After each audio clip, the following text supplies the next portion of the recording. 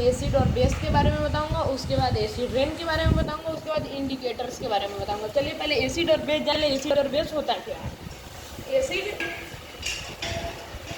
Acid और base, acid और base, पहले जाने दोनों का टेस्ट के बारे में। इसका जो टेस्ट होता है ना,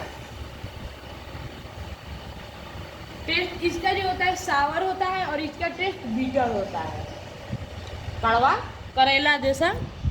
और इसका जो नेचर होता है coercive nature,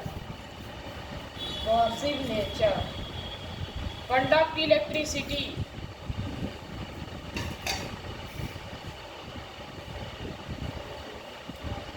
soluble in water.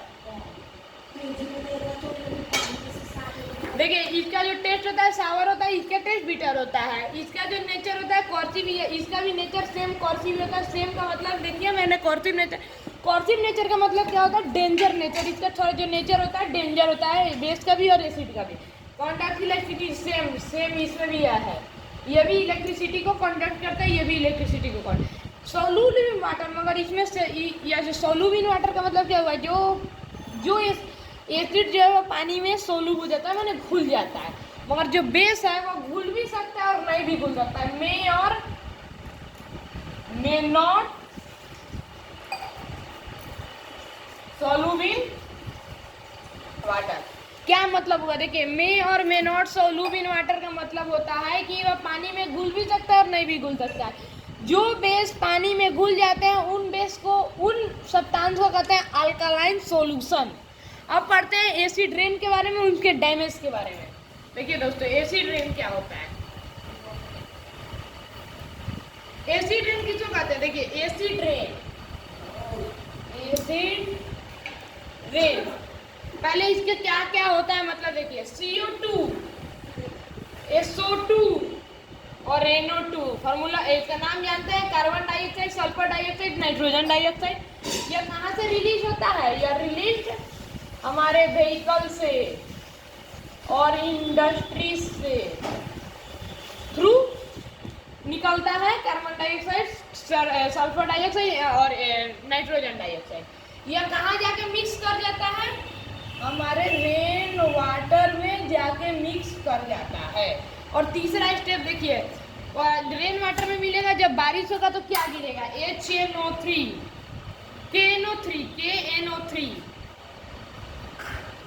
KNO3 और H2SO4 दो मिलते हैं, गिरेंगे। और भी गिरते हैं मगर मैंने दो एग्जांपल दिया है। KNO3 का क्या होता है? नाइट्रिक एसिड और इसका जो होता है सल्फ्यूरिक एसिड।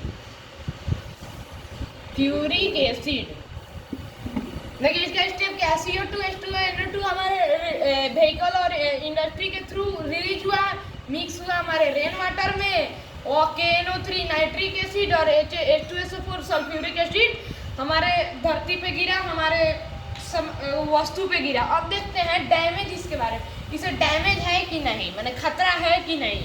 हाँ बहुत सारे खतरे हैं। देखिए डैमेज मैं लिखता हूँ। देखिए हमारा जो हाउस है वो भी डैमेज होगा, क्रॉप डैमेज होगा, मैरीन लाइफ डैमेज होगा,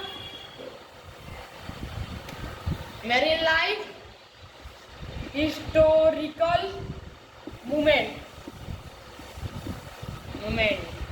का मतलब क्या? हाउस माने घर, क्रॉप माने फसल, मैरीन लाइफ माने घूमने वाली जगह, हिस्टोरिकल मूवमेंट जैसे ताजमहल, रेड फोर्ट माने पुरानी किले के बारे में।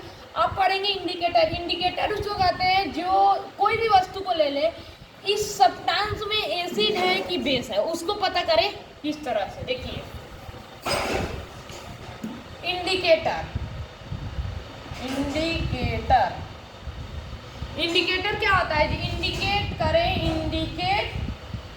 उसमें एसिड है या बेस है। देखिए दो तरह के इंडिकेटर होते हैं, नेचुरल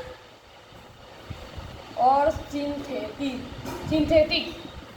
नेचुरल किसको कहते हैं? नेचुरल जो हमारे आसपास में, जैसे चाइना रोज और टर्मरिक हल्दी और एक लिटमस पेपर। देखिए हम चाहे इस कोई भी सामान ले लें, इसमें लिटमस पेपर भी दो तरह के होते हैं, रेड लिटमस और ब्लू लिटमस। रेड लिटमस और ब्लू लिटमस। अगर red litmus into blue litmus, red litmus to blue litmus, इसमें एसिड है। और blue litmus into red litmus, red litmus होगा, सॉरी लिटमस, इसमें बेस है। क्या मतलब हुआ? टर्म लिटमस पेपर दो तरह के, रेड लिटमस, ब्लू।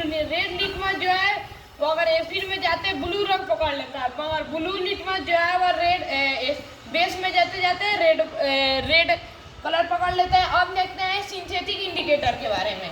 यह हम पढ़े नेचुरल इंडिकेटर, सिंथेटिक इंडिकेटर के बारे में जानेंगे। यह जो है लैब में रेडी होता है, laboratory, prepared by laboratory, lab में तैयार होता है। देखिए मिथाइल ऑरेंज,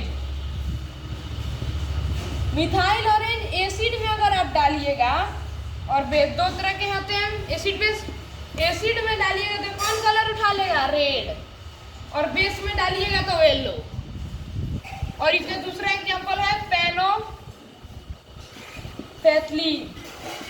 देखिए मैं जो ये सब बता रहा हूँ ना, ये क्लास 7 के लेवल का है। और इससे भी आगे आपको जानना है तो कमेंट में लिख के आप भेज सकते हैं, मैं आपको बताऊंगा अगले वीडियो में। पेनोफेथलीन या सिंथेटिक हो गए जो लैब में तैयार हो। मिथाइल ऑरेंज तो एसिड में डालिएगा तो रेड कलर उठा लेगा, बेस में डालिएगा तो येलो कलर। और एक एग्जांपल पेनोफेथलीन। और भी जानना है तो अगले वीडियो में जुड़े रहें।